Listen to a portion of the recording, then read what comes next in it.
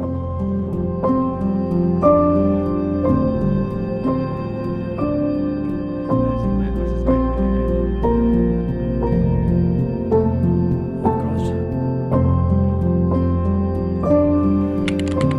2015. That was my first solo trip ever.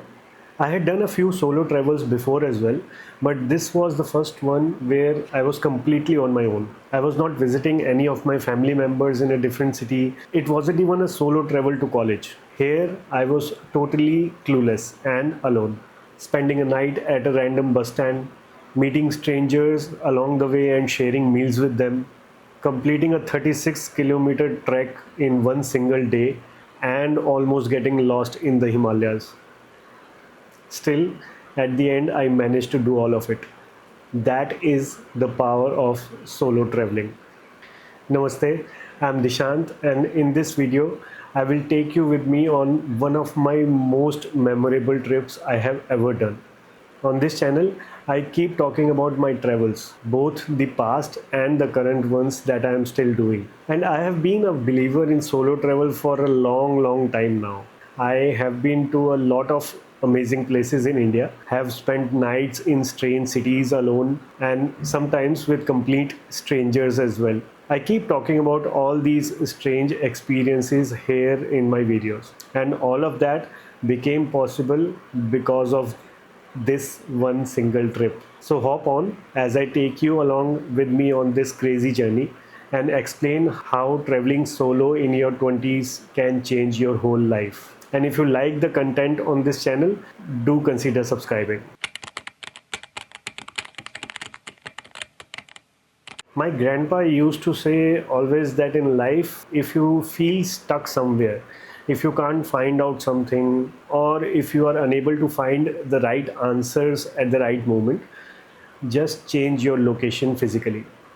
Like literally just move your body from one place to another, and it will help you figure out things quickly because you have a completely different perspective as you change your position.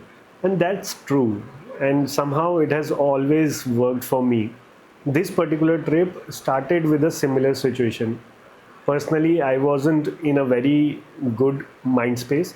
Professionally, I was stuck in a mundane job doing the same task again and again, and I just wanted a break from all of that. Thankfully, the Shara holidays were lined up. That's when I decided I would go somewhere out. I really left home without a plan.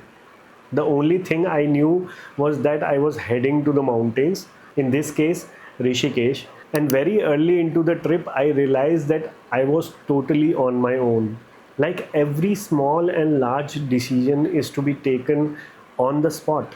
It's like going back to the primitive way of living where the biggest things to be worried about in a day are just food, shelter, and sleep. And I was surprised how my body was adapting to this new setting completely. I reached Rishikesh and came to know that there was a strike going on, so the whole town was shut. Now you cannot plan for such things, and eventually I had to just spend the whole night at the bus stand. The moment you step out of your comfort zone, you realize that life is so unpredictable. And facing the things that you have never planned for is what makes you a better person, a better decision maker, someone who can take a quick call in adversities. And well, because anyway I was spending the whole night at the bench, I saw this map just outside the bus stand. This gave me only two options: either go to the right to Gangotri or head towards left to Kedarnath area. And believe me, I just left it on the universe. I told myself, whichever bus leaves this bus stand first, I will just hop in. Now that's an on-spot decision. This is 1 a.m. The next bus to Gangotri is supposed to be here by 2:30. So I'm waiting for that. After a long wait, finally at 3:30 in the morning, a bus got ready for Uttarkashi. So yes, I was heading towards Gangotri finally.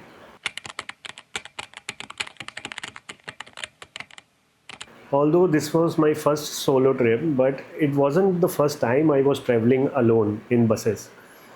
All my college life for 5 years, I used to travel to a college around 6 to 700 kilometers from my hometown in public buses only, every semester alone. And eventually, that practice became one of my favorite times of the year. Being alone for 12 to 14 hours was such a blessing. And mind you, this was the time when internet was still not easily accessible and you didn't have unlimited content on your phone to look at. So for me, this was my me time. I was constantly thinking, looking around at people, observing how humans behave, making up stories in my mind. I was having a lot of fun doing these solo travels.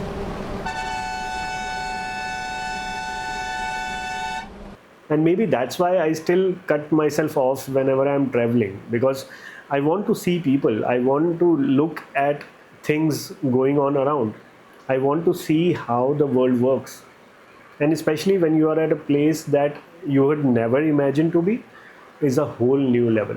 I reached Uttarkashi after some 7 hours just to find out that the last sharing cab to Gangotri was leaving in 10 minutes. Now I can't even explain how weirdly strange that feeling was. Like, that's when you know you are not the one in control, period. After 7 hours of back-breaking bus journey, I again had to pack myself up in a cab full of strangers for another 6 hours of ride. And the interesting part is, when you have come along this far, you cannot step back. There is no control Z in solo travels. And in my case, most of the time, the problem was that I always used to move out unplanned. Nowadays, we can book our tickets in advance, we can browse through thousands of staying options and book our favorite B&B. I had nothing, no plans at all. I was clueless. So much so that I had to take out a print of Google Maps to keep with me, because someone told me in Uttarkashi that there is no mobile network in Gangotri. But all these risks actually led me to the great rewards always. When we were heading to Gangotri, after this point, my whole body, mind, soul was just being thankful and was full of gratitude and calm after looking at the sheer natural beauty on the way. It was all mesmerizingly beautiful and peaceful.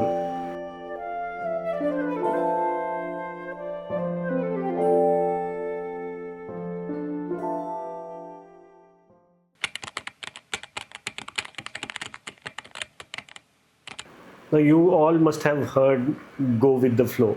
You would think this is such a cliched thing to say for solo travels, but on this trip, I really understood the meaning of this phrase. By the time I reached Gangotri, it was already sunset and I had to find a place to stay. Finally got a room in a dingy guest house with a limited resources, but the owner, a guy of my age, was so helpful. I told him I wanted to go to the Gaumukh trek, and he actually went out in the middle of the night and got a permit for me.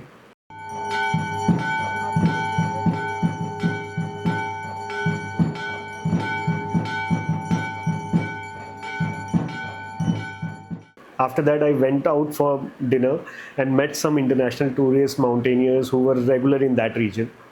They also guided me about the trek and told me to start at 6 in the morning because it will take the whole day to reach back. There was literally no mobile network. So before starting, I informed my parents using a public telephone that I'll be back by night, without knowing how long the trek actually was. The moment I started, all the pain and struggle and problems I had to reach till this point vanished in just a second. Magical. This is magical. There is the mighty Ganga.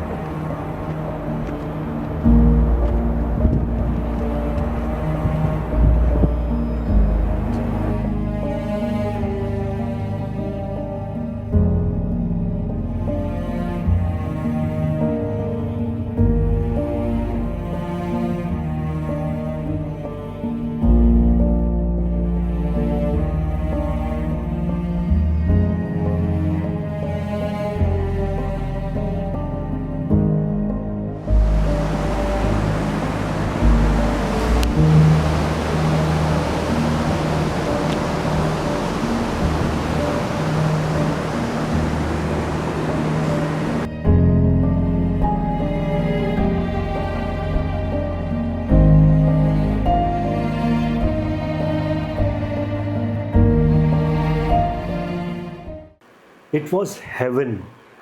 I was all alone on the trek, and looking at how raw and natural it was, there were some places where I had no idea whether I was going in the right direction or not.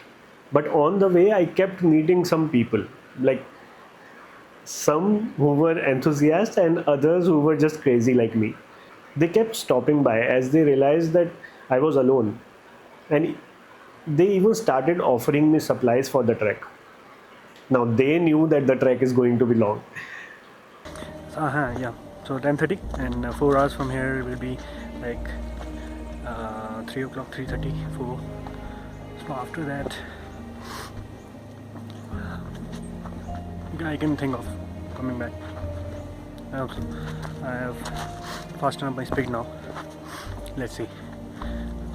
That's the experience that is so different from what you usually get in the cities.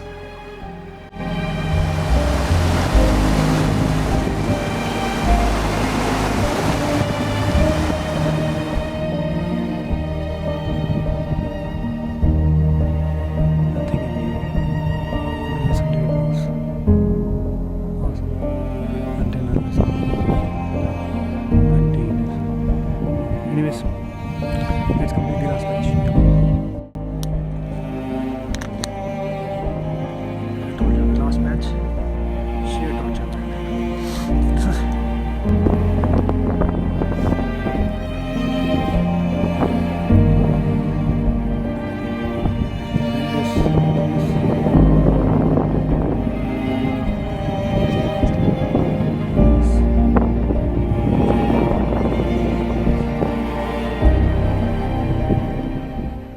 And the biggest reward for all the risk I had taken, standing in front of the Gaumukh Glacier.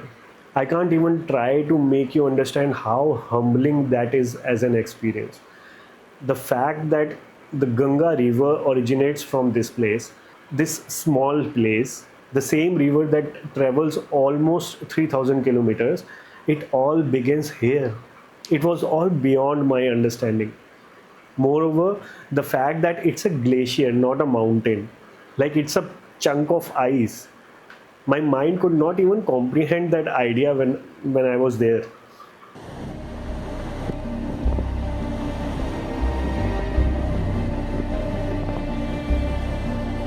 I have no idea how to reach here. I have to look. There are other people. Finally, reached Gaumukh. The change is too much. The water is too cold, and my fingers are jammed now. So over and out for now. Heading back to Gangotri.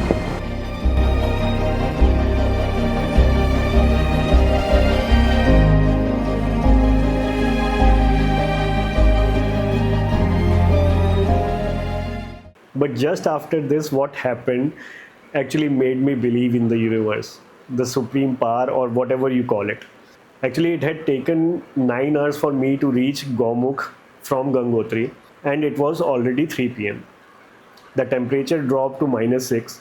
My mind started doing calculations and panicked.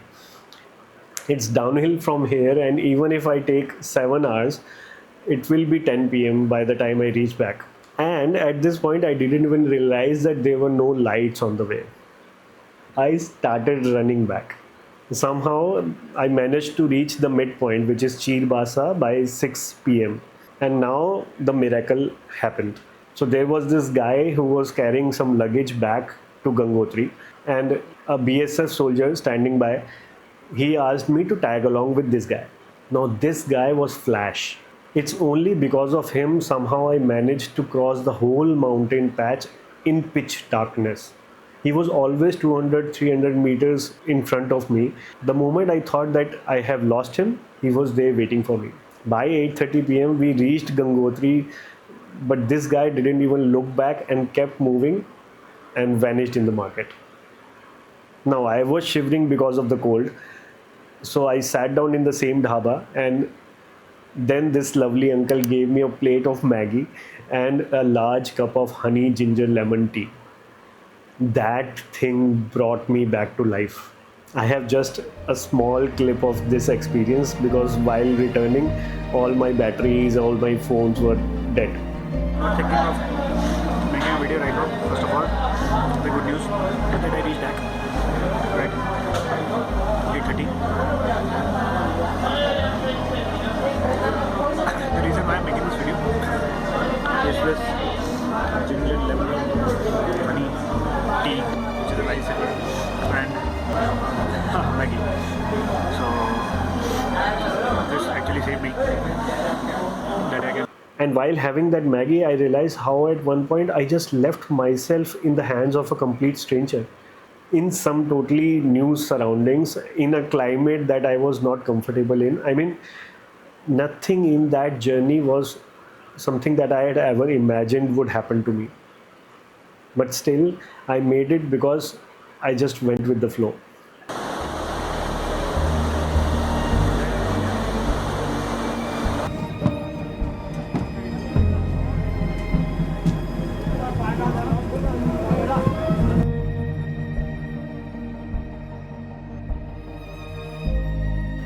That one trip changed my life totally. I was in my 20s, and after that trip, I was no longer afraid to move out from my comfort zone and go somewhere which is completely new for me. I know things can go right and wrong, but that can happen anywhere. What matters is that all this together fills up your bag with experiences. Experiences that you could remember for your whole life and hold close to you. When I returned home, my mom asked me about the trip, and I could not even say a single word. And I just kept smiling. For a long time, I felt strange also because I had so much to talk about. I had seen so many things on the trip, but I could not share it with anyone because everybody was busy in their own regular lives. I felt very bad about that. And later I found that a post travel trauma depression kind of a thing is also a thing. I'll put the link in the video below. But I learned that the only way to not feel like that is to keep going on solo travels regularly. It just makes you a strong person, fills you up with gratitude, keeps you grounded, and lets you see life in a better way. So if you are in your 20s, don't think twice. Just pack your bags and move out. Thank you for watching this, and I'll see you in the next adventure.